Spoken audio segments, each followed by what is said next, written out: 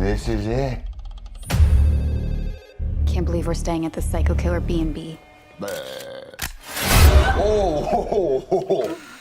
Oh, that's so cool. Hey everyone, welcome to Aiden's YouTube channel where we dive into movie reviews. Today, we're talking about Scream 7. Let's jump right into the plot. Picking up after the events of Scream 6, Sam and Tara Carpenter are trying to get their lives back on track. But there's a new ghost face in town. This killer is targeting the survivors from the previous attacks, but it's not about fame or revenge for them. Instead, they believe the survivors have made their struggles into a show, and they're determined to put a stop to that once and for all.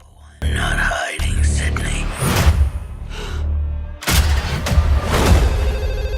Not this time.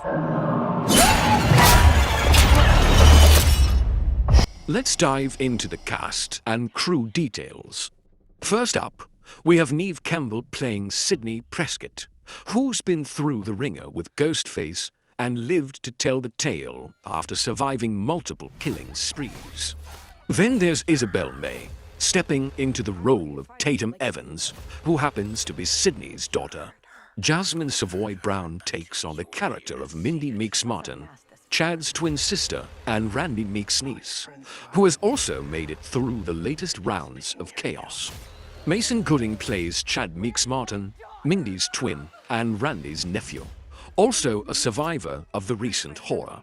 On the technical side, the cinematography is handled by Ramsey Nichol, with Jim Page taking care of the editing, and the music composed by Marco Beltrami. The story comes from the minds of James Vanderbilt and Guy Bissek.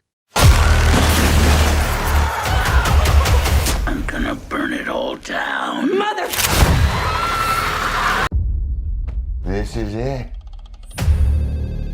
Let's dive into the analysis of Scream 7.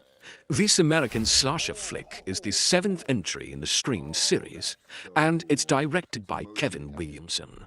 Unlike previous movies in the franchise that were known for their clever commentary on horror cliches and the film industry, Scream 7 is taking a different approach and isn't focused on that same kind of satire.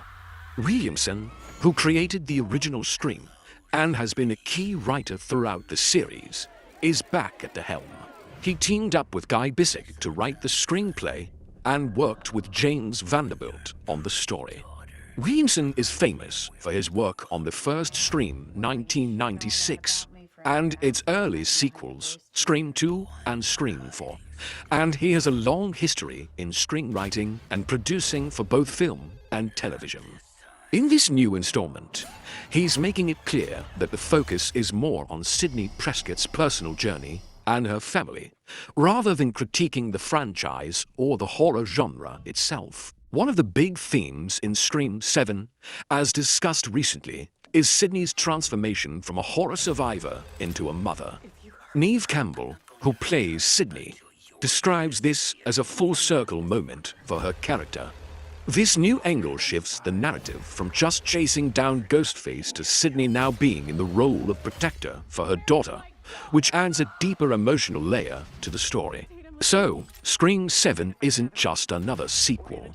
It's trying to change the game for what a Scream film can be by focusing less on satire and more on emotional depth and character development. He's dead. You need to make sure you shoot him in the head.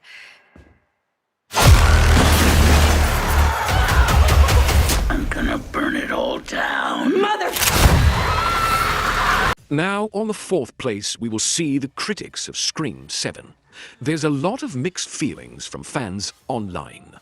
Some are hopeful since original cast members are coming back, while others are just tired of the franchise and think the movie leans too much on nostalgia instead of offering new ideas. A few fans are worried about how the story is being told, especially with things like the timeline and continuity, like how old Sidney's daughter is compared to what's happened in the series before. Both critics and viewers are debating whether bringing back familiar faces will make the movie feel original or just rehash old stuff. Manning has attacked for years. Your daughter, Tatum, is the same age that you were when this whole thing started. I want to share my thoughts on the Scream series. It all kicked off with the original Scream, directed by Wes Craven, which was something really unique. It had this clever, self-aware vibe and was genuinely frightening. The sequels had their highs and lows, but they maintained that sharp, meta-commentary style. After Scream V, it seemed like the franchise was trying to move past the legacy characters. Now, with all the changes happening behind the scenes and shifts in the cast, Scream 7 feels like it's at a pivotal moment. Following Scream 6, it looked like the series was gearing up for a new chapter. But given all the changes leading into Scream 7, it feels like the film really has something to prove. You and your pretty daughter reminds me of where we grew up. Well, you sure know a lot about me for another asshole hiding behind a voice changer. Oh, I'm not hiding, Sydney. To wrap things up, the release date for Scream 7 is set for February 27, 2026. In the US this time, it'll be shown in IMAX, which is a first for the franchise. Over in France, it's hitting theaters a bit earlier on February 25, 2026, with some midnight screenings kicking off the night before.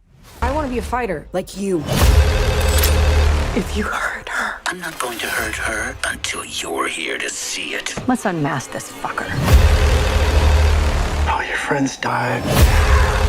We'd love to hear what you think, so drop us a comment. Don't forget to hit that like button, share this with your buddies, and subscribe to our channel. We're gonna do this together. You're gonna have to shoot him through the wall. Where? To the right of the door. Shoot him now! Do it now! Oh, you got it. He's dead. You need to make sure you shoot him in the head.